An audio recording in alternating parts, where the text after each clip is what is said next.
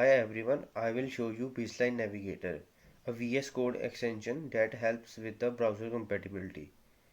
It helps you find out if your CSS and JavaScript code works well in all the browser and suggest better alternatives. Let us see how it works. To install, go to GitHub release page and download the v6 file. In VS Code, open the extension panel, click the three-dot menu and select Install from v6. Choose the downloaded file and you are ready to go. First, let us look at the hover feature. I will open the CSS file with modern feature. When I hover over display grid, I see browser compatibility info right away. It shows me which browser supports this feature and when it became available. If something has limited support, I will see the warning.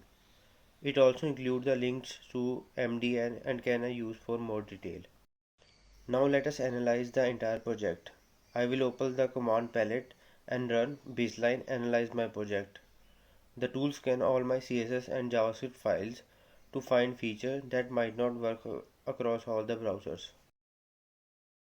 Here is my compatibility score, 63 out of 100.